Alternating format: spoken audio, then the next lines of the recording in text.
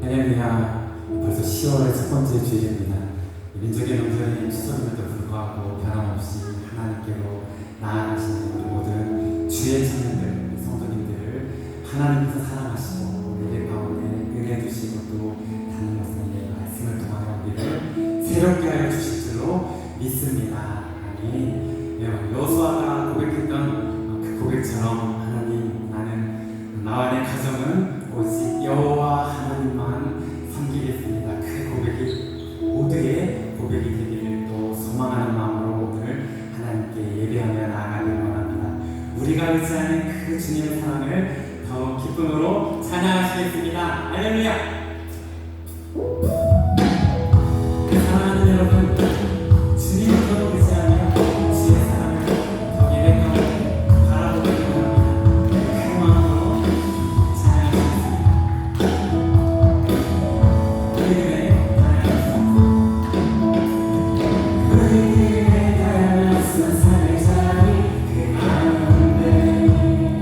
모두의 친구, 모두의 친구들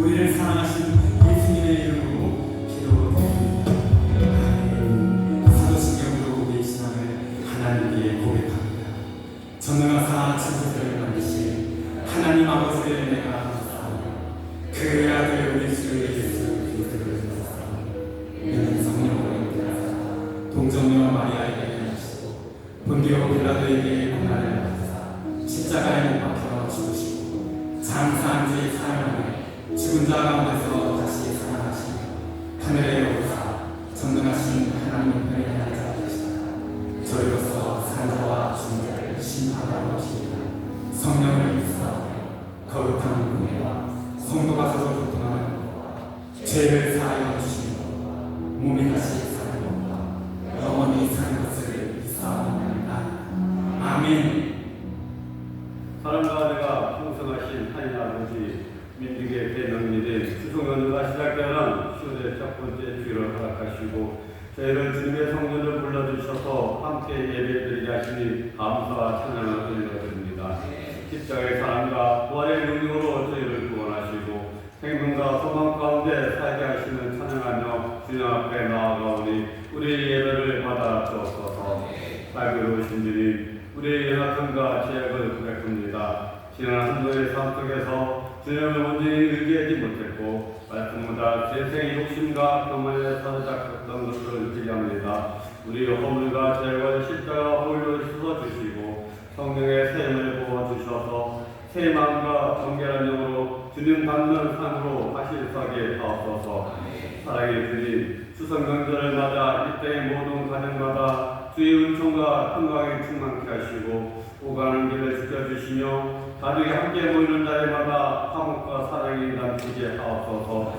특별히 명절이기에 홀로 지난 이들과 소외된 이들을 위로하시고 가족을 먼저 떠나보낸 두려움으로 명절을 맞는 이들, 정상에서 고통받으며 회복을 경과하는 이들, 경제적인 어려움으로 고향과 엄두를 내지 못하는 이들, 그리고 고향 땅을 떠나 이국에서 명절을 보내는 모든 이들 주님께서 친히 찾아가 위로하여 주옵소서. 하나님의 나라님을 긍휼히 여겨 주옵소서. 갈등과 분열로 어려진 이 땅에 화해와 용서를 허락하시고 정의와 진리가 강물처럼 흐르게 하옵소서. 지도자들에게 지혜와 정직을 다하사 권력을 두려워하기보다 하나님을 경외하는 마음으로 나라를 이끌게 하옵소서. 이 민족이 주께 돌아와 복음으로 새로워지는 풍의 은혜가 이 땅 가운데 다시금 일어나게 하옵소서. 주님의 몸된 우리 교회를 굳건히 세우사 진리의 든든히 서게 하시며 모든 성도들의 삶 속에 믿음과 소망과 사랑 안에서 굳게 서게 하옵소서. 시험 가운데 있는 자들 붙드시고 병든 자들에게 치유와 회복의 은혜를 허락하옵소서. 특별히 다음 세대에 감사합니다. 우리 자녀들, 청소년과 청년들을 주의 손으로 붙들어 주옵소서. 세상의 어둠과 욕 속에서 믿음을 잃지 않게 하시고 진리의 말씀에 굳게 세워 주옵소서. 이름을 살아가는 거룩한 세대가 일어나 교회를 이어가며 민족과 열방을 향해 복음을 들고 나아가게 하옵소서. 오늘 말씀을 가르치는 담임 목사님께 성령의 권능을 더하시어 하늘의 권세와 능력으로 말씀을 선포하실 때 진리의 말씀을 담대히 선포하게 하시고 그 말씀이 성들의 심령을 살리는 생명의 영식이 되게 하옵소서. 모든 교육자들과 기관에서 봉사하는 자들에게도 은혜를 주셔서 기쁨으로 주의 나라를 섬기며 주님의 몸된 교회를 든든히 서게 하옵소서. 인생과 영성과 함께 예배드리는 성도들에게도 동일한 은혜를 부어주셔서 오늘 곳에 있던지 성령 안에서 하나 되어 주의 인재를 경험하게 하옵소서. 찬양으로 하나님께 영광 돌려드리는 할렐루야 하모니 찬양대의 찬양을 통해 하나님의 인재가 나타나고 성도들의 마음이 열려 주님의 영광을 경험하게 하시었고 찬양자들의 삶 속에도 감사와 기쁨이 넘치게 하옵소서. 오늘 드린 예배를 기쁘게 받아주시고 우리 모든 삶이 산뜻으로 들어져 주께 영광되게 하옵소서. 이 모든 말씀은 우리를 구원하신 예수 그리스도 이름으로 기도드립니다. 아멘.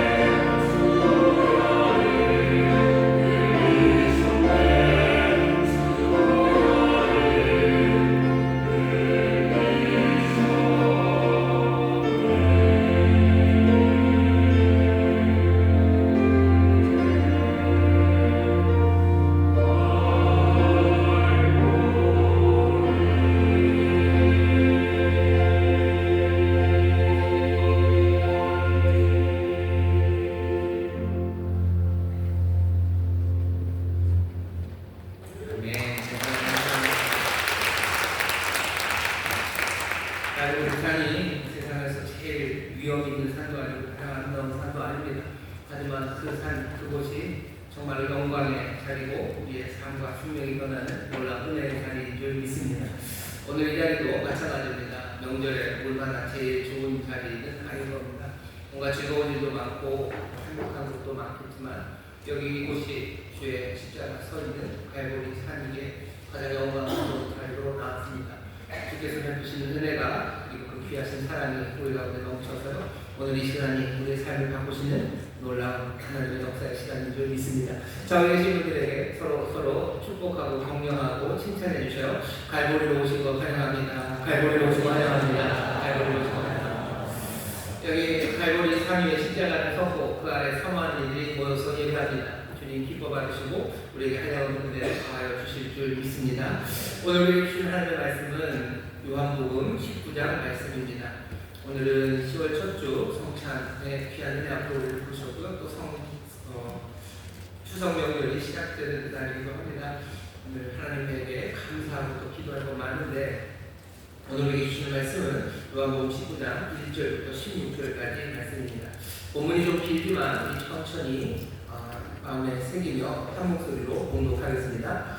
이에 빌라도가 예수를 데려다가 채찍질하더라. 군병들이 가시로 면류관을 엮어 그의 머리에 씌우고 자색 옷을 입히고 앞에 와서 가로되 유대인의 왕이여 평안할지어다 하며 손바닥으로 때리더라. 빌라도가 다시 밖에 나가 말하되 보라 이 사람을 데리고 너희에게 나오나니 이는 내가 그에게서 아무 죄도 찾지 못한 것을 너희로 알게 하려 함이로라 하더라. 이에 예수께서 다시 면류관을 쓰고 자색 옷을 입고 나오시니 빌라도가 저희에게 말하되 보라 이 사람이로다 하매 대제사장들과 하숙들이 예수를 보고 소리질러 가로되 십자가에 못 박게 하소서 십자가에 못 박게 하소서 하는지라.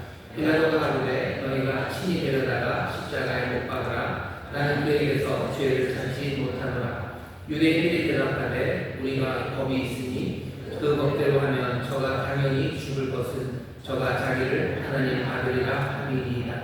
빌라도가 이 말을 듣고 더욱 두려워하여 다시 관정에 들어가서 예수께 말하되 너는 어디로서냐 하되 예수께서 대답하여 주지 아니하시는지라. 빌라도가 가로되 내게 말하지 아니하느냐 내가 너를 놓을 권세도 있고 십자가에 못 박을 권세도 있는 줄 알지 못하느냐. 예수께서 대답하시되 위에서 주지 아니하셨다면 나를 해할 권세가 없었으리니 그러므로 나를 내게 넘겨준 자의 죄는 더 크리라 하시니. 이러함으로 빌라도가 예수를 놓으려고 힘썼으나 유대인들이 소리질러 가로되 이 사람을 놓으면 가이사의 충신이 아니니이다.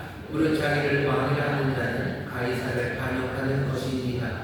빌라도가 이 말을 듣고 예수를 끌고 나와서 박석 히브리말로 가바다이라는 곳에서 재판석에 앉았더라. 이날은 6월절의 예비일이요 때는 제6시라. 빌라도가 유대인들에게 이르되 보라 너희 왕이로다.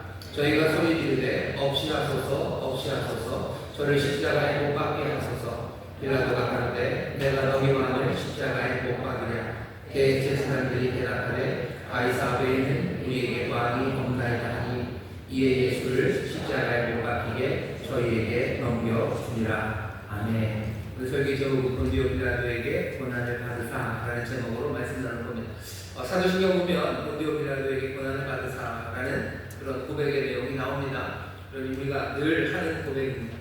오늘 이 고백의 의미가 뭔지, 도대체 우리가 이 고백을 하면서 도대체 무엇을 고백하고 있는 건지, 그리고 이 고백이 우리의 삶에 어떤 영향을 끼쳐왔는지 또 끼쳐야 하는지 그 말씀들을 좀 나누려고 합니다.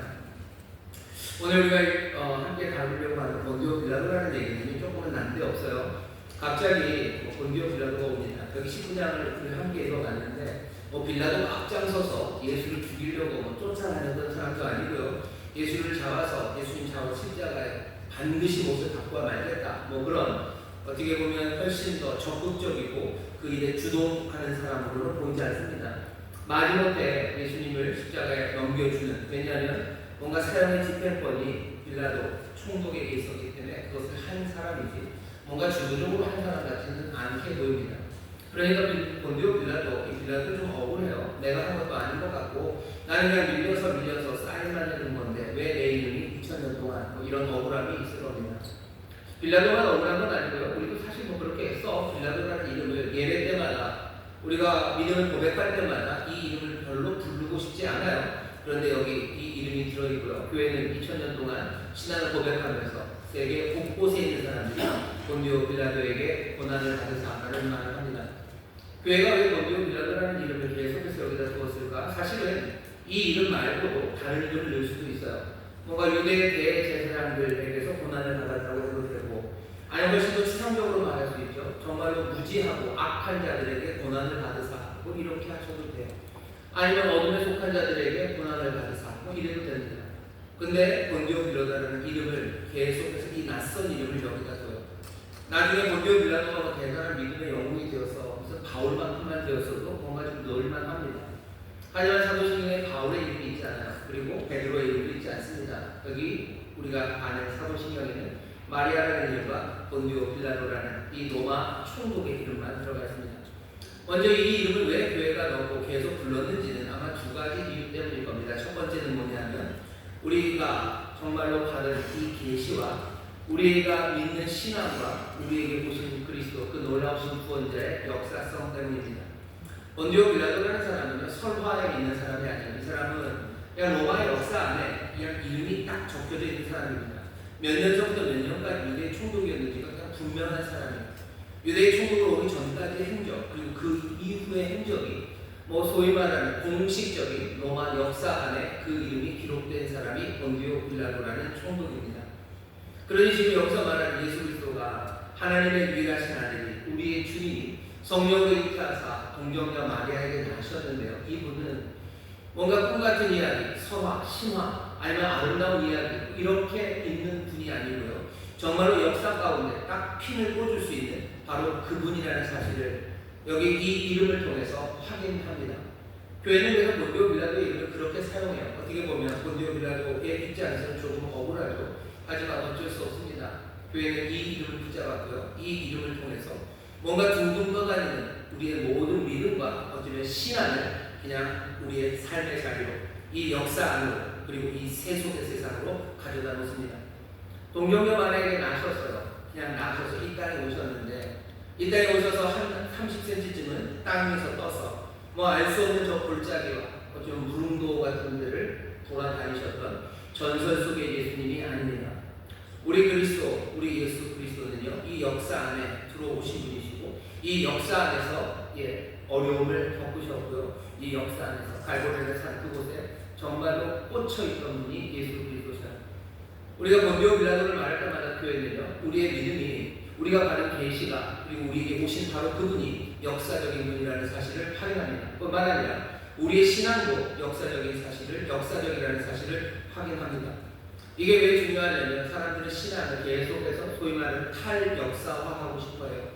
우리가 계속해서 이 땅에서 뭔가가 아니라 둥둥둥 띄우기를 원하죠. 예를 들면 하나님이 우리를 사랑하셔요. 하나님이 우리를 사랑하십니다. 그리고 이 사랑하신다는 이야기가 현실의 이야기가 아니고 뭔가 꿈 같은 이야기, 추상적인 이야기 그렇게들 생각합니다.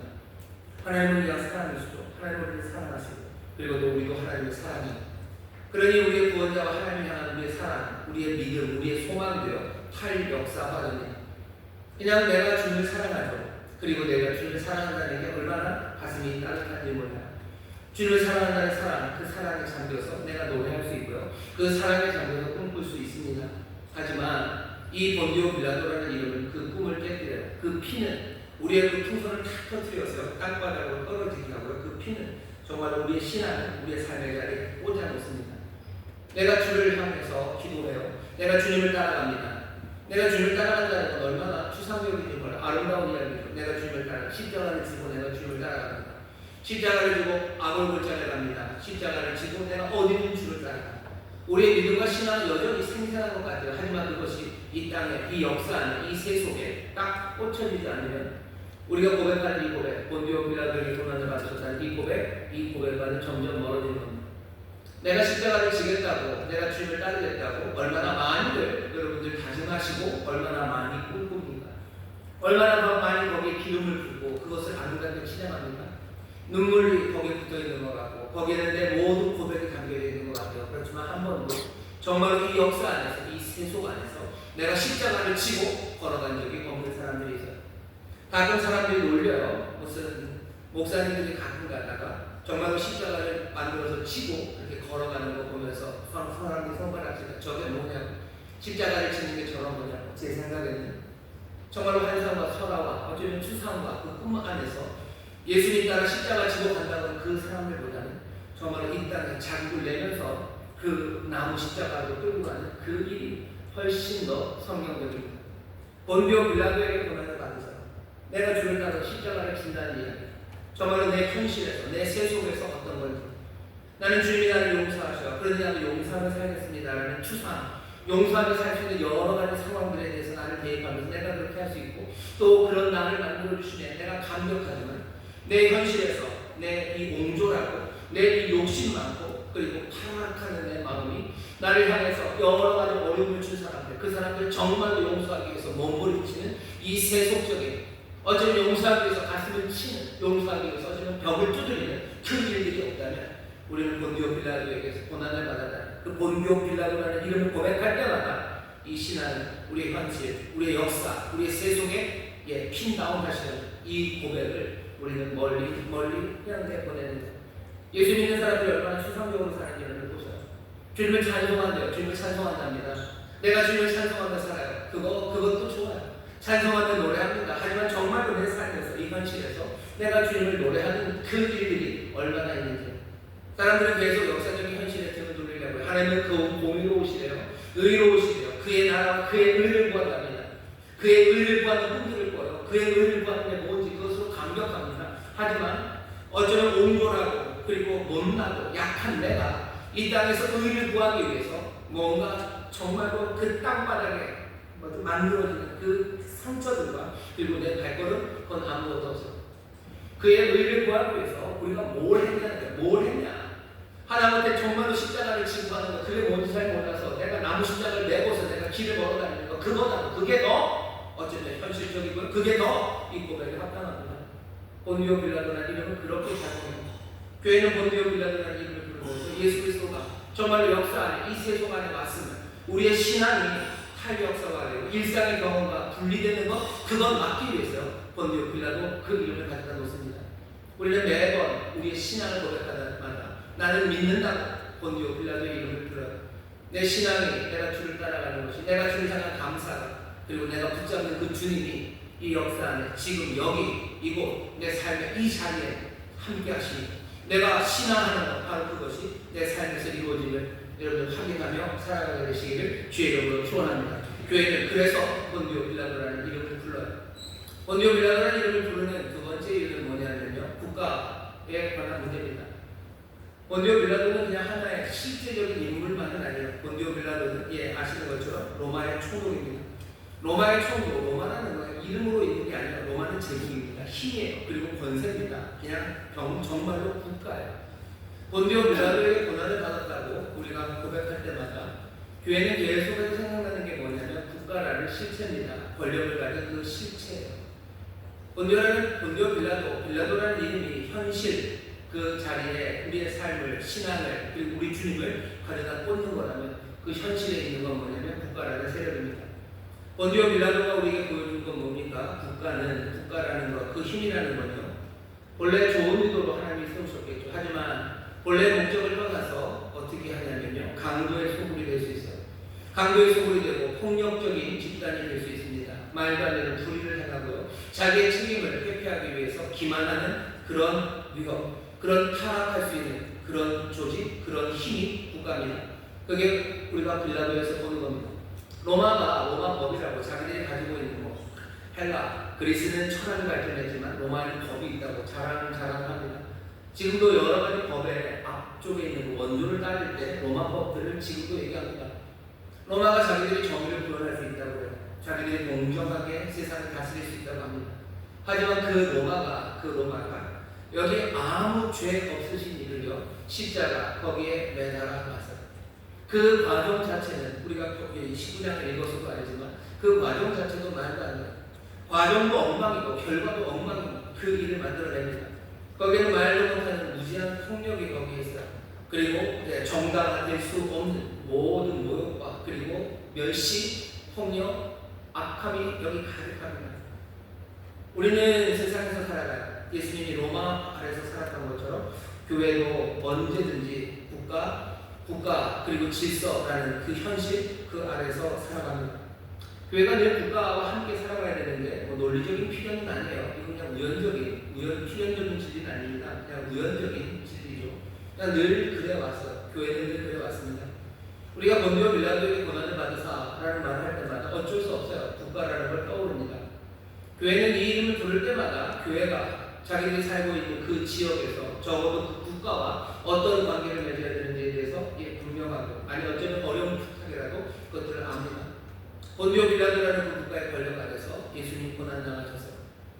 국가는 그럼 나쁜 겁니까? 그렇지는 않아요. 국가는 분명히 하나님이 주시는 권세입니다. 우리는 그렇게 믿어요. 로마서 13장에서 바울이 그러죠. 위에 있는 모든 권세는 다 하나님이 주신 겁니다. 기독교만큼 세상의 권세 그리고 국가에 대해서 우호적이고요. 그리고 그것을 높이 평가하고 존중하는 그런 종교는 없어요. 우리는 모든 위에 있는 권세들은 다 하나님이 주셨음을 믿어요. 그리고 국가의 권력은 하나님이 주신 겁니다. 그러니 존중받아야 마땅해요. 하지만 우리가 아는 것도 있죠. 요한계시록 13장 같은 데 보면 그 국가는 뭐가 될 수 있어요? 괴물이 될 수 있습니다. 국가는 하나님을 대적할 수 있어요. 하나님의 백성들을 핍박하고 그 사람들에게 폭력을 가하는 악한 권세가 될 수 있습니다. 그게 우리가 아는 바입니다. 그러니 기독교인들은 어떻게 살 수밖에 없습니까? 국가를 존중해야 되죠. 국가를 존중하고 그 권력에 순종해야 합니다. 하지만 어쩌면 역사 속에 있는 어떤 특정한 국가 아니면 정치 지도자 하나를 이상화하고 절대화하고 그건 우리에게 해당이 없습니다. 교회는 국가가 정말로 가진 그 권력이 하나님으로부터 나왔고 또 하나님께서 국가에게 맡겨주신 그 책무는 정의와 평화를 이루는 일, 그 일을 분명히 아는 사람들.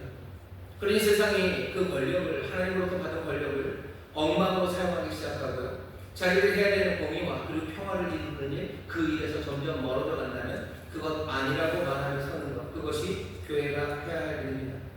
어쩌면 그 대담함, 이 땅에 살아가지만 이 땅에 속하지 않은 사람들로서 국가에 대하여 하나님의 권력을 존중하지만 또 이 권력이 얼마든지 괴물이 될 수 있음을 아는 사람들.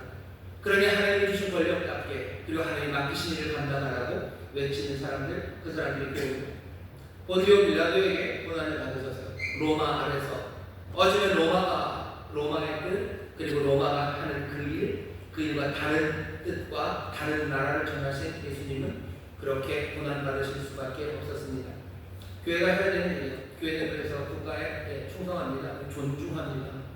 누가 대통령이 되든 어떤 정권이든 그렇게 합니다. 만약에 우리가 살고 있는 이 나라가 공산국가면 어떻게 합니까?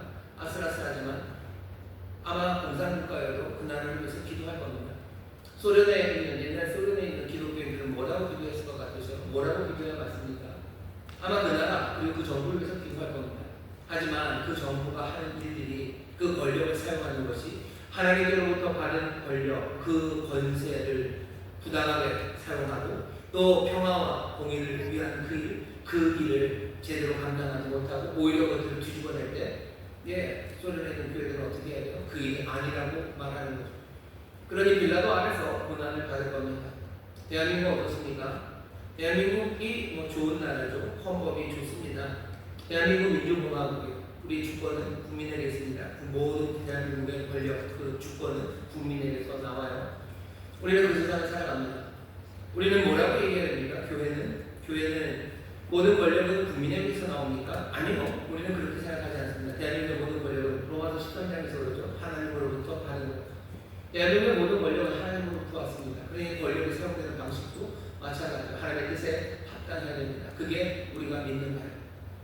대한민국의 정부는 그리고 국가는 정의와 또 평화를 위해서 애써야 됩니다. 다른 목적으로 그 정의와 평화를 깨는 일을 한다면 그 일은 아니라고 대담하게 증언해줄 그 교회가 필요합니다. 본디오 빌라도에게서 그 아래서 예수 그리스도 고난 받으셨어요. 어쩌면 그 몸인 예수 그리스도도 세상의 권세 아래서 고난 받을 수 있는 것은 우리가 붙잡는 하나님의 나라와 그리고 하나님의 뜻이 우리 안에 먼저 우선하기 때문입니다. 우리가 믿는 바에 대해서 여러분들 너무 기죽지는 마세요. 우리가 믿는 바, 이 나라의 모든 권력은 하나님이 주신 거다. 그래야만 한다라는 우리의 주장이 비합리적이고 비이성적이고 뭐가 이상한 생각이다 라고 사람들은 비난한다. 그게 뭐냐? 여기 모든 국민 주권은 국민에게 너무 세련돼 이게 맞는다고 얘기를 하는데 여러분 가만히 생각해 보셔도 어떻게 더 합리적이고 이성적인지 생각해 보십시오. 대한민국의 모든 권력이 국민에게서 나와요. 그게 합리적이고 이성적입니까? 그렇게 되지도 않아요. 한번 잘 생각해 보세요. 대한민국의 힘이라는 게 국민에게서 나옵니까? 그렇지는 않아요. 여러 가지 당에서 나오죠. 아니면 열혈 당원들에게서 나오죠. 지금은 더더군다나 더 어려워진 건 뭔가 돈 벌기 위해서 여러 가지 힘을 얻기 위해서 말도 안 되는 거짓을 다 말하는 사람들 이리저리 휘저는 세상에서 국민에게서 나오는 권력이라는 게 도대체 무슨 말인지 사람들은 이제 더 이상 알 수가 없어요. 알 수가 없습니다. 게다가 뭔가 호도된 사람들, 그 사람들에게서 권력이 나온다는 건 더 위험한 일. 모든 권력이 국민에서 나온다는 게 합리적이지도 않고 이성적이지도 않고 선하지도 않고 그것이 효과적이지도 않아요. 그냥 차선일 뿐이고 차악일 뿐입니다. 결국 이것이 제대로 되려면 어떻게 해야 돼요? 결국은 그 국민이라는 사람들이 뭔가 정말로 가치 있고 그리고 의미 있고 합리적인 것에 대해서 합의하기 시작해야 돼요. 하지만 그것이 완전히 깨진 세상입니다. 전에는 그것이 뭔가 이루어질 수 있을 거라고 어렴풋이라도 기대를 했어요. 하지만 이제 기대하지 않아요. 그러니 아무도 대화하지 않습니다. 대화하지 않아요. 다 그냥 다수결이죠. 숫자로 밀어붙이는 거예요. 모든 국민이 그러면 권력이 국민에서 나오니까 아니요. 말을 바꿔야겠죠. 다수결이죠. 다수결도 이상하게 묘한 다수결. 그냥 이상하게 만들어진 그 단체들의 다수결로 권력, 그 힘이 만들어져요. 뭐가 합리적입니까? 도대체 뭐가 이성적이고 뭐가 세련됐습니까? 하나님의 말씀으로 하나님의 권력이 하나님에서 나온다는 것, 그것은 어쩌면 훨씬 더 겸손하게 우리 안에 있는 것 아니라 여기 주어진 계시, 여기 주어진 하나님의 선하신 뜻, 그것에 따라서 정말로 좋은 것, 평화와 정의를 향해서 나아가는 것. 어떻게 더 세련되고 어떻게 더 합리적이고 이성적이고 어쩌면 효과적인지는 시간이 가면 갈수록 점점 더 확인되게 될 겁니다. 교회는 예수 그리스도 본디오 빌라도 아래서 고난을 받으셔서 어쩌면 교회는 본디오 빌라도의 이름을 말할 때마다 그 아래서, 라틴어로는 아래라는 말이 있습니다. 서브예요. 서브. 본디오 빌라도가 아니고 빌라도 아래에서 고난 받으셨어요. 그 권세 아래서 예수님 고난 받으신 것처럼 교회가 고난 받을 걸 알아요. 일부러 반역을 하고 그리고 나라에 그냥 괜히 대항해서가 아니고 훨씬 더 존중하고 그 권력을 인정하지만 하나님에서 나온 권력입니다. 그 권위가 신적인 기원이 있음을, 그리고 또 그 위임된 것이 하나님 맡기신 일임을 우리는 분명히 믿기에, 그렇게 되지 않는 그런 타락의 위험이 있는 그런 세상, 그런 국가 안에서 교회는 어려움을 당할 수밖에 없습니다. 눈물 흘리는 일 많을 거고 그리고 또 가슴 아파하는 일 많을 거고, 그래서 주님 앞에 나라 민족을 위해서 기도할 일이 많은 겁니다. 폭력적으로 어떻게 하냐? 아니요. 그런 건 아니에요. 교회는 하나님의 뜻을 계속해서 말하는 섭니다. 고난 받으셨어요. 고난 받으셨어요. 고난은 어쩌면 물리적으로 올 수도 있고요. 비난으로 오고 멸시와 조롱으로 오고요. 또 어떤 때는 우리의 찢어진 마음으로 옵니다. 나라 민족을 위해서 기도하죠. 본디오 빌라도 아래서 고난 받으셨어요. 역사적인 신앙을 기억하십니다. 바로 여기서 이 국가 안에서 우리는 이 나라를 사랑하고 이 민족을 사랑하고 이 국가, 이 정부를 존중하는 가운데 하나님의 뜻이 이루어지기 위해 어쩌면 그 뜻을 전하는 가운데 고난받으며 살고, 교회는 2000년 동안 그렇게 살아왔습니다. 교회는 그렇게 이 땅에 있지만 이 땅에 속하지 않은 사람처럼, 하지만 이 땅의 유익을 하나님의 뜻이 이루어지기 위해 그렇게 살아왔어요. 본디오 빌라도라는 이름은 어쩌면 하나님의 나라와 교회 그리고 세상의 정부와 국가, 그 관계를 생각하게. 아니 그러면 사무실이 할 때마다 그걸 생각해야 됩니까? 생각해야 합니다. 본디오 빌라도에게서 고난받으셔. 때때로 어쩌면 정말로 어떤 때는 하나님의 아들이 우리의 삶에 정말로 동정녀 마리아를 통해서 나셨으니 내게 감동이 될 때가 있는 것처럼, 어쩌면 여기 사무실명의 하나하나의 고백이 매번 우리에게 충격으로 오진 않아요. 하지만 어느 날 또 어느 때 필요한 때는 성령께서 그 말씀, 그 고백을 내 안에 다시 한번 물리셔서 나라 민족을 위해서 기도하게 하실 때가 있을 거고, 또 정말로 하나님의 주권과 하나님의 뜻을 이 땅에 그리고 사람들에게 말하는 그 시간에 우리로 눈물 흘리며 또 고민하며 몸을 움치게 하시는 그 시간이 있으실 거예요. 우리는 그 고백을 놓치지 않습니다. 본디오 빌라도에게서 그 아래서 고난 받으셔. 교회는 2000년 동안 이 이름을 그래서 계속해서 들고 있습니다. 우리의 신앙, 그것의 역사성과 그리고 또 우리가 이 국가 안에서 살아갈 때 그 관계가 뭔지 이 이름 하나가 우리에게 알려줍니다. 그런데 우리의 고백은 본디오 빌라도라는 고백만 있는 건 아닙니다. 우리가 빌라도 이 이름에서 아는 것, 이 사람이 로마 총독이었다는 것만 아는 게 아니에요. 복음서를 보면 이 빌라도가 무슨 일을 했는지도 우리에게 보여줍니다. 빌라도 아래서 고난을 받으셨어요. 도대체 뭔 일이 있었습니까? 어쩌면 빌라도라는 이름 자체가 우리의 신앙의 역사성과 또 교회와 국가와의 관계에 대해서 어떤 의미를 전해요. 하지만 어쩌면 정말로 우리가 고백하는 건 도대체 뭔 일이 있었는가요? 본디오 빌라도 안에서 도대체 뭔 일이 있었습니까? 우리가 알고 있는 것, 여기 복음서에 나오는 빌라도의 이야기가 쭉 나와. 마태, 마가, 누가, 요한 다 나옵니다. 그 중에서도 요한복음이 제일 좀 길어요. 그리고 가장 충격적으로 이 재판 과정에서 빌라도가 뭔 일을 하는지를 우리에게 들려줍니다. 간단하게 말하면 지금 빌라도가 하는 일, 여기서 벌어지는 일은 뭐냐면요, 아이러니로 가득한 사건이고요. 다른 말하면 막장이라고 합니다. 지금 여기 막장이에요. 얼마나 막장인지 한번 얘기해 드릴게요. 여기 말씀이신 분, 하나님 함께 하셨던 진리 있었던 이분이 지금 빌라도 앞에 서 있어요. 근데 빌라도가 뭐라고 물어봐요? 진리가 뭐냐고 물어봅니다. 살아있는 참된 진리, 그 진리가 그 앞에 서 있으면 여기 진리가 있다고 영접해야 될 텐데 빌라도가 진리가 뭐냐고 물어봅니다. 그게 18장 38절 우리가 읽어보면 바로 앞에 있어요. 하늘과 땅의 모든 권세를 가지신 이요, 세상을 만드신 이요, 세상을 다스리시는 이요. 지금 그분이 서 있습니다. 근데 그분 앞에서 지금 빌라도가 뭐라고 하는지 아시죠?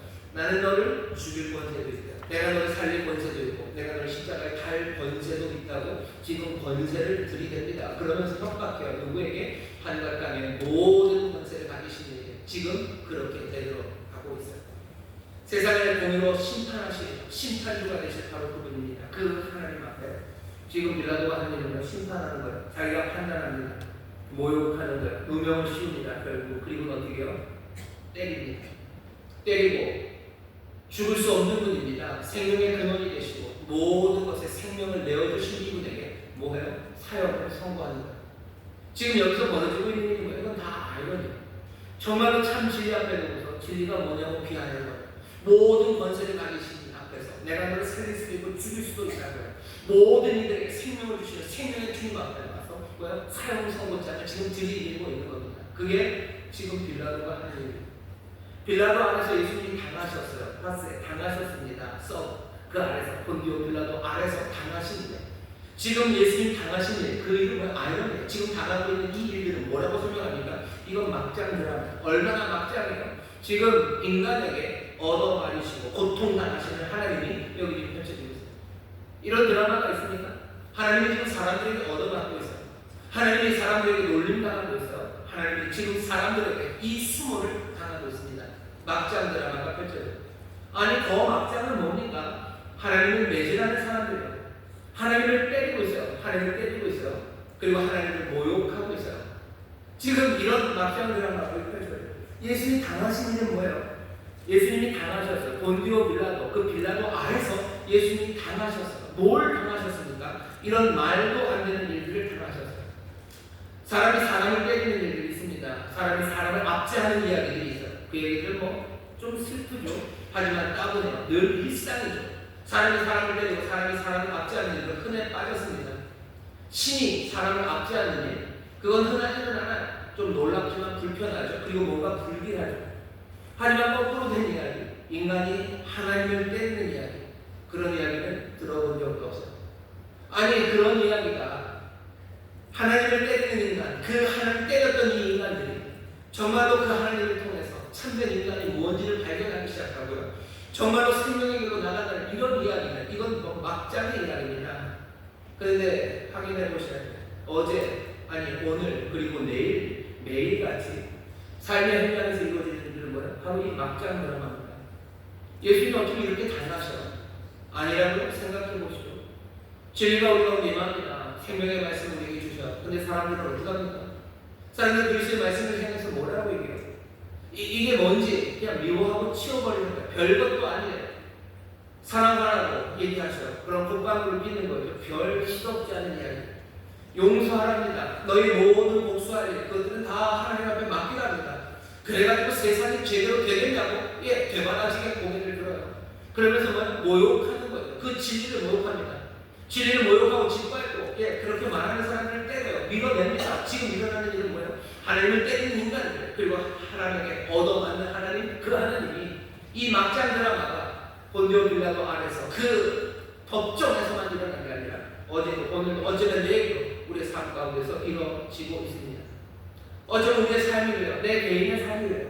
한 사람 한 사람 개인의 삶이 막장 드라마가 되는 거. 그 사람들이 하나님을 때려요. 아니 그 사람에게 하나님이 얻어맞고 있어요. 그게 지금 펼쳐지고 있는 일입니다. 사회도 마찬가지예요. 국가도 마찬가지예요.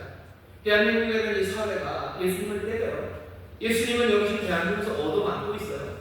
예수님이 하시는 말씀을 용서하라죠. 그럼 사람도 어떻게 하면 콧방귀 빵빵 낍니다. 콧방귀 끼고요. 말도 안 되는 소리. 금요일을 베풀고 자기 자신을 다 내어주라고 끼는 소리 하지 말래요. 그거는 되지도 않는답니다. 그렇게 얻어맞는 하나님, 모욕당하는 하나님, 또 그렇게 하나님을 때리는 일들, 그 일들이 우리의 삶 가운데서 지금 이루어지고 있는 겁니다. 여기 시간 6월절 하나님 이스라엘 해방시키고 자유케 하시려고 하셨던 그 놀라운 하나님의 자유케 하심을 기억해야 되는 그날에 사람들은 어떻게 합니까? 하나님을 묻습니다. 하나님은 진리로 나가오시는데 사람들은 무지로 대답해요. 하나님께서는 겸손함으로 우리 가운데 오시는데 사람들은 교만함으로 대답합니다. 이건 막장이죠. 하나님의 겸손하심에 어떻게 사람들이 교만함으로 대답합니까? 하나님의 진리에 어떻게 무지로 대답합니까? 예수님은 제자들의 발을 씻기셔 빌라도는 자기 손을 씻습니다. 예수님은 제자들의 발을 씻기시면서 겸손과 순종의 본을 보이셔. 그런데 빌라도는 거기 자기 세수대 자기 손 씻으면서 자기의 불의, 자기가 잘못 판단하는 것, 그것은 나와 상관없다고 뭐 아니면 기만하는 것, 불의를 행하며 기만을 행하는 그 세수대야. 예수님은 겸손과 순종으로 제자들의 발을 씻기셨던 세수대야. 이건 뭐요? 이건 부조리극이요. 이건 막장이야. 하나님은 오셔서 발을 씻기시는데 사람은 뭐요? 자기 앞에 기만하고 그 하나님을 때리는 그 일들이 지금 벌어집니다. 예수 그리스도 당하셨어요. 본디오 빌라도 안에서 당하셨어요. 뭐 당하셨어요? 이렇게 아이러니와 그리고 말도 안 되는 막장 드라마의 이야기, 그 이야기가 펼쳐지는 그 일의 주인공이 되셨어요. 그게 오늘 우리가 읽은 요한복음 19장 그리고 복음서가 우리에게 전하는 본디오 빌라도 안에서 주님이 당하시는 일입니다. 사도신경에는 이들 두 개가 나와요. 마리아 그리고 빌라도입니다. 마리아는 어떤 여인이요? 자기의 한계, 어쩌면 자기의 능력, 아니면 자기의 기대, 그 모든 것들을 뛰어넘는 하나님의 신비한 그리고 놀라운 그 일에 마리아는 아멘한 사람이에요. 그냥 그 진리에 아멘합니다. 그리고 그 약속에 아멘해요. 그러면서 여기 구원을 세상에 그 하나님의 사랑과 그 자비와 그 역사와 그 뜻이 세상에 육신이 되는 그 일에 쓰임받은 마리아입니다. 여기 빌라도는 전혀 정반대입니다. 여기는 생명을 내어놓는 게 아니에요. 여기는 아름다운 이야기를 만드는 사람이 아니에요. 이건 이야기를 막장으로 만드는 사람이 빌라도입니다. 다시 생각하셔야 돼요. 우리의 이야기는 무슨 이야기입니까? 우리의 삶에 오신 우리의 삶 안에서 예수 그리스도는 어떤 이야기의 주인공이 되겠어요? 막장 드라마의 주인공입니다.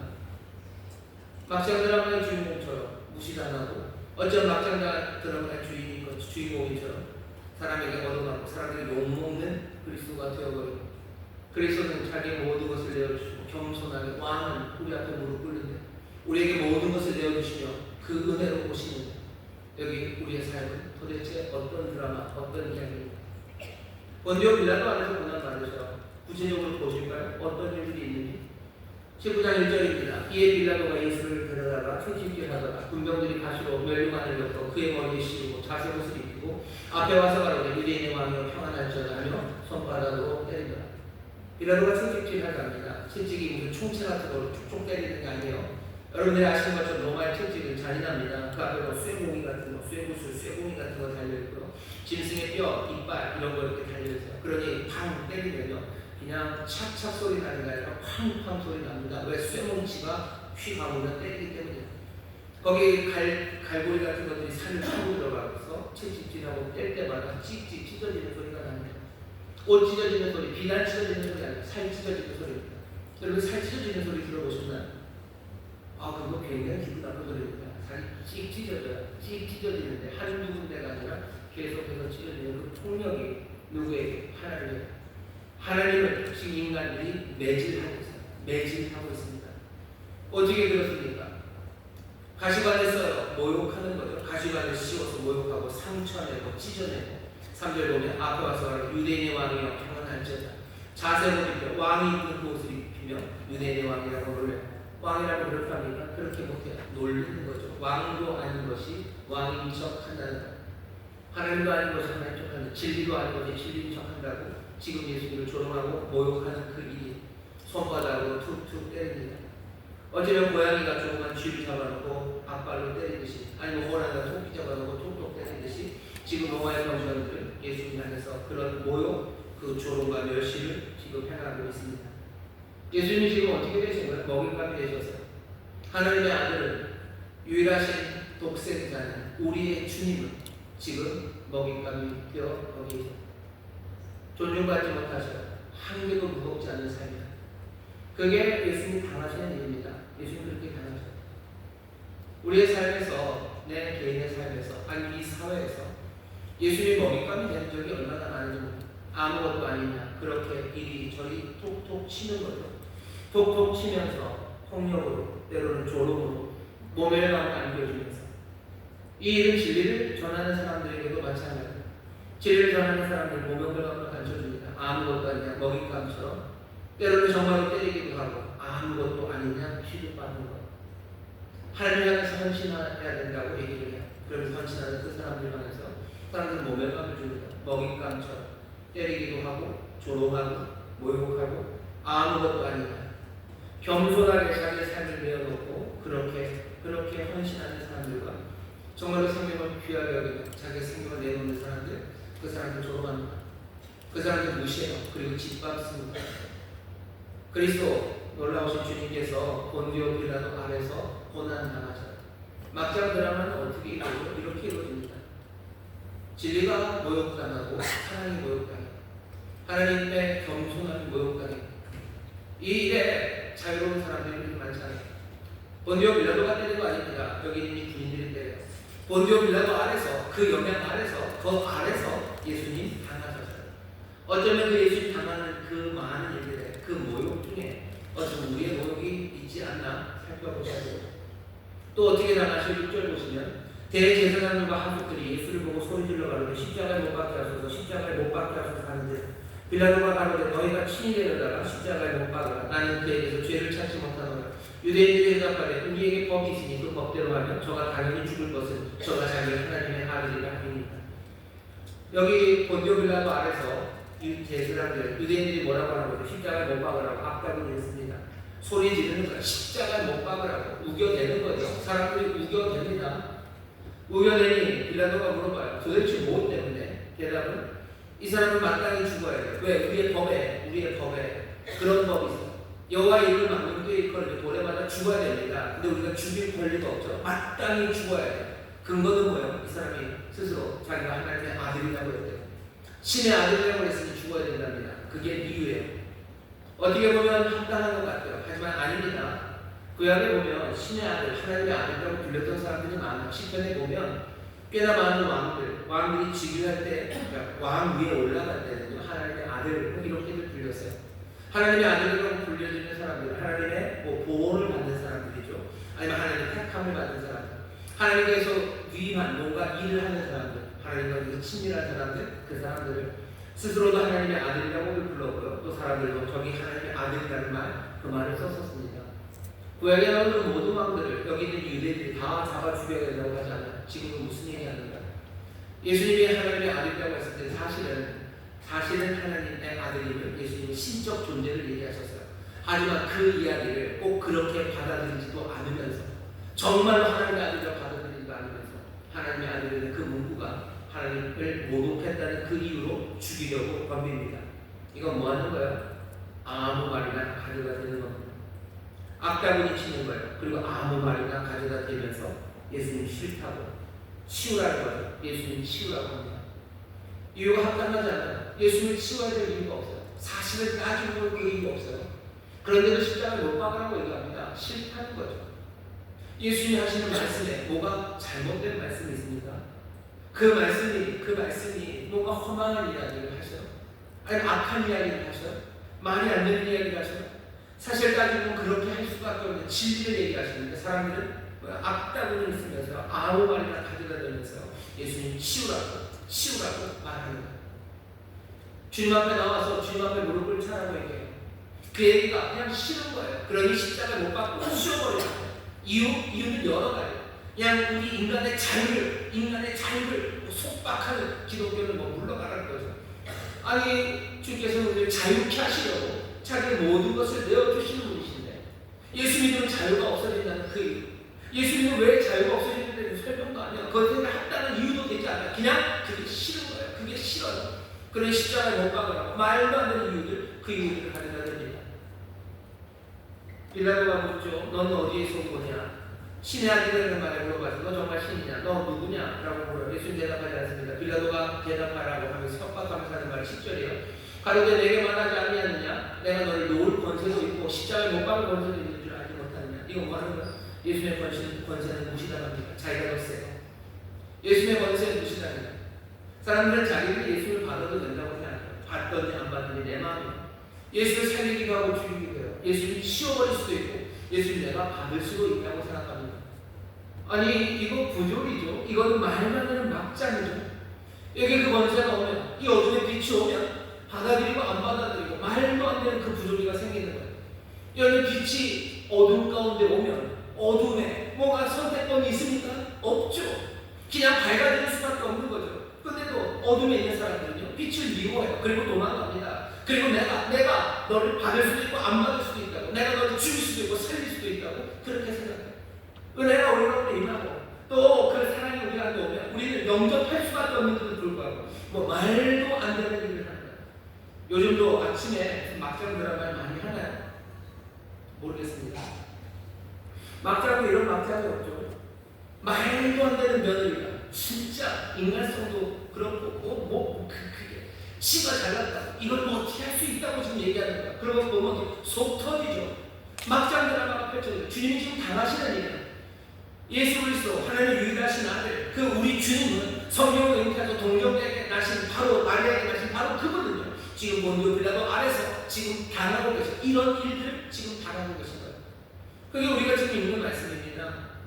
없이 하소서. 사람들이 외쳐요. 없애라는 거죠. 예수님 없애라고 빌라도에게 요구합니다. 저희가 소리 지르되 없이 하소서. 저를 십자가에 못 박게 하소서. 빌라도가 말하되 내가 너희 왕을 십자가에 못 박으랴. 대제사장들이 대답하여 가이사랴에는 우리에게 왕이 없나요? 이 사람은 없애래요. 예수님 없애시라고. 그러면서 하는 말은 우리에게 가이사 외에는, 로마의 황제 시저 외에는 우리에게 왕이 없대요. 이 말을 누가 합니까? 유대의 대제사장들이라는 사람들, 그 사람들이 합니다. 유대인들이 이 말을 해요. 오직 여호와만이 우리 왕이라고 고백하며 평생을 그리고 그 전 역사를 살아왔던 사람들. 근데 이제 뭐라고요? 가이사만이 우리의 왕이에요. 거짓말하는 거예요. 그 사람이 자신의 어쩌면 자기가 서 있는 그 돌을 지금 빼고 있는 거예요. 그렇게 해서라도 예수를 치워버리고 싶어합니다. 말이 안 되는 드라마, 말이 안 되는 이야기. 근데 이 예수님이 당한 일입니다. 그리고 본디오 빌라도 아래서 사람들이 하는 일. 예수님을 치워버리기 위해서, 그 생명을 치워버리기 위해서 그 일을 합니다. 왜 도대체 이럽니까? 왜 사람들은 이런 거죠? 대제사장 왜 이럽니까? 본디오 빌라도는 왜 이럽니까? 이유는 하나예요. 그냥 자기의 유익을 위해서입니다. 빌라도는 가이사의 친구로 남아야 돼요. 유대 제사장들 그리고 유대 지도자들 예루살렘의 권위를 놓치면 안 돼요. 예수 너무 인기 많고 힘을 빼앗아갈 것 같아요. 자기가 가진 것을 지키기 위해서, 자기의 유익을 위해서, 그걸 위해서 이 막장을 버리는 겁니다. 막장 드라마 보세요. 그 여자 주인공 걔가 도대체 왜 그래요? 그냥 욕심 때문에, 자기 유익 때문이죠. 알량한 그걸 지키기 위해서, 어쩌다 자기 것 아닌 무엇, 그것 하나 지키기 위해서 말도 안 되는 일을 벌입니다. 그 막장들이 지금 예수님이 이 땅에 와서 놓여진 그 자리입니다. 이렇게 억울함 당하시는 매맞는 하나님, 이 하나님은 그럼 이야기가 어떻게 끝날 것 같으셔요? 우리가 믿는 건 본디오 빌라도 아래서 고난을 받으셨다라는 걸 믿는 건 아니에요. 우리가 믿는 건 뭡니까? 그래도 내가 믿는 건 예수 그리스도를 믿는 겁니다. 예수 그리스도 하나님의 아들, 그죠? 독생하신 아들, 하나님의 유일한 아들, 우리 주는 퀴, 여기서 관계대명사가 있는 거죠. 어떤 분이시냐 하면, 그리고 나오는 게 본디오 빌라도의 아래서 고난을 받으신 분입니다. 우리는 누굴 믿습니까? 예수 그리스도를 믿어요. 본디오 빌라도 아래서 고난 받으신 바로 그 예수를 믿어요. 이게 관계대명사의 한정적인 용법일지 계속적인 용법일지 그건 잘 모르겠어요. 따져봐야 되는데 문법적으로 보니까 콤마가 있는 걸 보면 뭔가 계속적인 용법인 것처럼 보입니다. 그렇게 되면 이렇게 되는 거죠. 우리는 예수 그리스도를 믿습니다. 어차피 이건 관계대명사죠. 우리가 믿는 예수 그리스도는 어떤 분이죠? 여기 본디오 빌라도에게 고난 받으신 거죠. 우리는 고난 받으신 그것을 믿는 건 아니에요. 우리는 예수 그리스도를 믿습니다. 하지만 그 그리스도는 이 고난 받으신 분. 오늘 우리가 읽은 이 19장 이 말씀에는 이 이미지가 그대로 나옵니다. 여기 빌라도 아래서 고난 받으신 막장 드라마의 슬픈 주인공이 되신 것 같은 이분은 그러면 그냥 이렇게 끌려다니다가 그냥 그렇게 무기력하게 쓰러지십니까? 아니에요. 여기 고난당하시는 이분은 무기력하게 끌려다니시는 분 아닙니다. 우리가 이거 보면 19장 5절에 보면 묘한 말씀 하나 있어요. 이에 예수께서 가시 면류관을 쓰고 자색 옷을 입고 나오시니 이렇게 되어 있습니다. 빌라도는 자기가 끌고 나왔다고 생각해요. 하지만 여기 보면 동사는 예수님이 나오셨어요. 빌라도는 자기가 끌고 나왔다고 생각해요. 하지만 예수님 나오십니다. 어떻게 나오셔요? 가시 면류관을 쓰시고 자색 옷을 입고 나오십니다. 빌라도는 갑자기 MC가 되어 이 사람을 보래요. 에케호 이 사람을 보라 이 사람이다 라고 하며 예수님을 소개합니다. 예수님 오전에 있는 예수님은요 런웨이에 나오는 모델처럼 나오셔요. 지금 등장하시는 겁니다. 가시 면류관을 쓰시고 그리고 자색 옷을 입으시고 막장 드라마의 슬픈 주인공처럼 거기에 서셨어요. 하지만 끌려 나오시는 거 아닙니다. 당하고 계시는 건 아니에요. 주께서는 이 모습을 하면서요 어쩌면 영광스러운 아름다움을 드러내는 모델처럼 그 런웨이를 가시면류관을 쓰고 그리고 자색 옷을 입고 나오죠. 예수님 처음부터 그러셨어요. 십자가에 달리는 그일 영광 받으시는 일이라고 하셨어요. 빌라도가 말하죠. 보라 이 사람. 요한은 지금 이 빌라도의 입에다가 그 멘트 하나를 다루는 거예요. 우리에게 요구하는 거죠. 이 사람을 보래요. 이 사람은 지금 어떻게 서 계십니까? 그 막장을 당하신 일은요 영광스럽게 서 계십니다. 영광스럽게 사람들 앞에 보입니다. 보라는 거죠. 보아라 라고 지금 말하시는 거예요. 어제는 산상순에 있었던 말씀처럼 세상이 너희를 욕하고 거짓으로 너희를 거스려 모든 악한 말을 할 때 너희들 즐거워해요. 어쩌면 우리도 예수님처럼 막장 드라마의 주인공처럼 진리를 말하고 참된 것을 말하고 의를 구할 때 말도 안 되는 이 드라마를 당하셨어요. 의인이 얻어맞습니다. 선한 것을 전하고 사랑을 베푸느니가 빼앗깁니다. 욕먹고 짓밟힙니다. 하지만 이 사람을 보라고 말씀하시는 것처럼 그 런웨이에 가시 면류관을 쓰시고 자색 옷을 입으신 그분이 걸어 나오셔요. 오늘 이 말씀은 우리에게 충격이에요. 본디오 빌라도 안에서 고난 받으신 그분은 다른 분 아닙니다. 예수 그리스도 하나님의 유일하신 아들이고 우리의 구원자 되시는 우리의 왕이죠. 구원자가 거기 그렇게 오십니다. 이게 그렇게 이루어집니까? 이루어집니다. 하나님의 뜻이 이루어집니다. 사람들이 15절에서 보면 없이 하소서 제거하라는 거예요. 없애버리라는 제거하라고 예수를 제거하라고 외칩니다. 거기에 쓰인 헬라어 단어는 아이로예요. 아이로라는 단어를 계속해서 반복해. 아이로. 근데 이 아이로라는 단어가 요한복음 제일 앞에서 들려왔어요. 아주 멋지게 들려왔어요. 1장 29절에서 세례 요한이 예수를 보고 뭐라고 해요? 보라 세상 죄를 지고 가는 하나님의 어린 양. 세상 죄를 지고 가는 거기가 아이로입니다. 지고 가요. 그것들을 가져가는 거예요. 없애버리는 거예요. 지금 사람은 예수도 없애라고 아이로를 외칩니다. 하지만 지금 우리에게 전해지는 것은 6월절 예비 그리고 낮 12시 어린 양 생각해야 되는 그때 세상 죄를 지고 가는 어린 양을 우리는 봅니다. 사람들은 예수를 없애라고 해요. 하지만 정말로 없어지는 건 예수가 아닙니다. 세상 그 죄를 지고 가시는 거예요. 죄가 사라집니다. 죄를 제거하시는 겁니다. 하나님의 일이 이루어집니까? 하나님의 일이 이루어집니다. 빌라도 안에서 고난받는 그 일을 통해서 하나님의 일이 이루어짐을 예수 그리스도 그 놀라우신 구세주는 아셔. 그러니 우리에게 보이시는 겁니다. 어쩌면 오늘 이 고백은 양방향으로 이해해요. 우리가 빌라도 아래서 고난받을 때 어쩌면 우리도 그 영광으로 가시면류관과 자색 옷을 입고 정말로 우리가 사라진 것 같지만 사라지는 건 우리가 아니에요. 죄가 사라질 거고 하나님의 뜻이 이루어져요. 그것을 믿으며 그 영광과 그 아름다움으로 가시면류관 그리고 자색 그리고 그 먹는 것들로 자랑스럽게 아름답게 그 런웨이를 걸어가는 사람 그 사람들이 우리 될 수 있어요. 하지만 반대로 생각하면 뭡니까? 어쩌면 예수님에게 가시면류관을 씌우고 그리고 자색 옷을 입고 말도 안 되는 막장 드라마를 안긴 정말로 막장 드라마를 살아가는 우리의 없이 하소서 하는 우리의 그 외침을 하나님께서는 또한 놀라운 지혜와 능력 긍휼하심으로 우리의 모든 죄를 사하시는 구원의 그 길로 걸어가시는 거예요. 오늘 그 신비 앞에 우리가 섭니다. 여기 지키신 살과 흘리신 보혈이 있어요. 어쩌면 런웨이처럼 그렇게 아주 아름답게 여기 우리 앞에 그냥 오셔. 빌라도가 두 번 말하고 보라 이 사람이다. 이 사람을 보래. 보라 너희의 왕이다. 너희의 왕을 보라.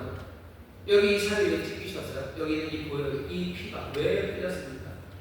어쩌면 우리의 아이로라는 얘기들이죠. 우리의 막장 드라마가 너와 나의 막장 드라마 그 말도 안 되는 하나님을 때리는 것 그리고 우리에게 맞으신 하나님 찢기신 하나님이 지금 여기 있는 겁니다. 하지만 여기 아름다우신 분은 뭐라고 얘기하셔? 보라고 얘기하셔. 그리고 모든 죄를 다 짊어지시는 하나님의 어린 양 우리의 악다운의 외침이 어쩌면 하나님의 은혜로 우리의 삶을 바꿔내요. 오늘 여기 우리가 함께 나와 있습니다. 본디오 빌라도 아래서 고난받으신 분도 있고 어쩌면 본디오 빌라도 안에서 예수님을 고난으로 예수님에게 막장 드라마를 안기신 분이 있어요. 이제부터 이야기는요 전혀 다른 이야기가 되기 시작합니다. 죽으시고 부활하기 시작하시며 이야기는 전혀 다른 이야기가 되어가기 시작합니다. 오늘 우리 여기 그 런웨이에 서신 주님을 봅니다. 누가 찢었을까? 누가 찢었을까? 누가 피 흘리겠을까? 다른 사람은 본디오 빌라도 아래서 그 세상 안에서 저와 여러분들 우리가 만든 그 막장 드라마 그 드라마가 지금 여기 있는 겁니다. 하지만 그 모든 막장의 드라마를 하나님의 영광의 이야기, 사랑의 이야기, 정말로 아름다운 구원의 이야기로 바꾸시는 그 주님께서 지금 자색 옷과 그리고 가시 면류관을 쓰시며 우리 앞에 있는 베르 빌라도의 아래서 고난받으신 예수 그리스도를 고백해요. 그냥 고난받으셨다가 아니라 그렇게 고난받으셨으나 예수 그리스도 우리를 죄에서 구원할 때 우리의 왕이셔 우리의 하나님이셔 오늘 우리는 그분을 봅니다. 여기 하나님이 계십니다.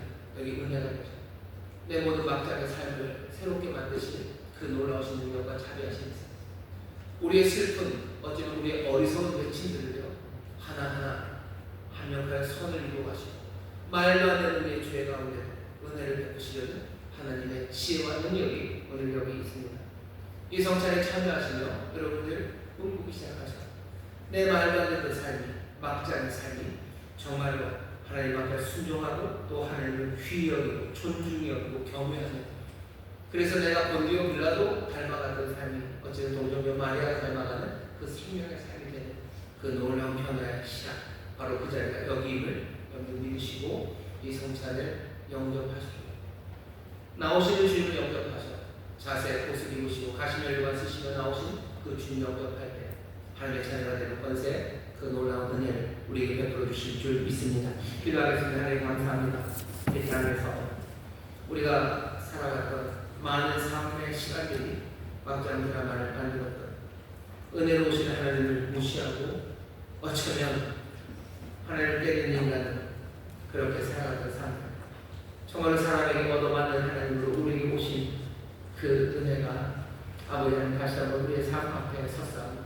주여 이제 소망과 감사로 영접하여 우리의 삶이 정말 주님을 중히 여기고 경외하며 또 아멘으로 순종하는 복된 삶 되게 하여 주시옵소서. 말도 안 되고 아버지 슬펐던 이야기가 정말로 기쁨과 감사와 아름다운 구원의 이야기가 되는 아버지 놀라운 변화가 오늘 이 시간 시작되게 하여 주옵소서. 감사드리며 예수 이름으로 기도합니다. 아멘. 여러분 주의 눈을 감아 주시기 바랍니다. 내가 너에게 전한 것을 주께 받은 것이니 곧 주 예수께서 잡으시던 밤에 떡을 받으사 축사하시고 되어 가라사대 이것은 너희를 위한 내 몸이니 이것을 향하여 나를 기념하라 하시고 시구에 또한 이와 같이 잔을 가리시고 가라사대 이 잔은 내 피로 세운 새 언약이니 이것을 향하여 마실 때마다 나를 기념하라 하셨으니 너희가 이 떡을 먹으며 이 잔을 마실 때마다 주의 죽으심을 오실 때까지 전하는 것입니다. 사랑과 내가 말하신 아버지 하나님 여기 이 떡과 이 잔입니다. 이 떡이 왜 이렇게 끼어졌고 여기 이 잔이 왜 보혈로 채워졌는지 우리가 압니다. 아버지 하나님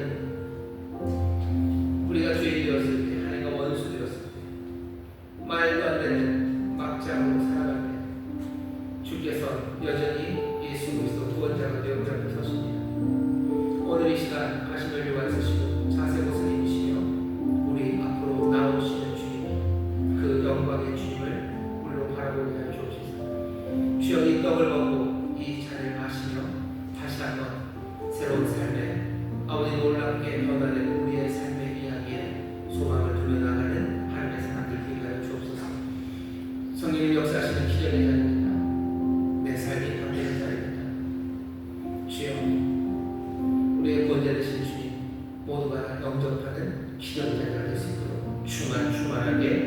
역사하여 주옵소서. 감사드리며 예수님 이름으로 기도하옵나이다. 아멘. 아멘. 우리 보혈을 지나 찬송할 겁니다. 찬송하며 여기까지 성찬에 참여하실 때 기대하세요. 우리의 악다구기를 바꾸십니다. 우리의 어리석음을 바꾸십니다. 우리의 험한 마음을 바꾸셔요. 하나님을 무시하고 멸시하고 조롱했던 우리를 하나님 겸허하고 또 주께 온전히 순종하는 우리로 바꾸시는 그 놀라운 역사가 오고 있습니다. 떡이 올 겁니다. 자리 올 겁니다. 주님 여러분에게 나오신 거예요.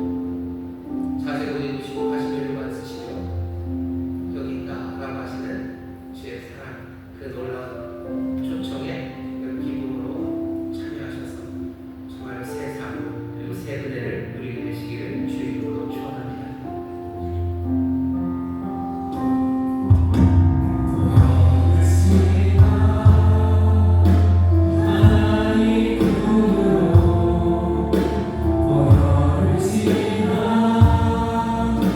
아버지 품으로 보혈을 지나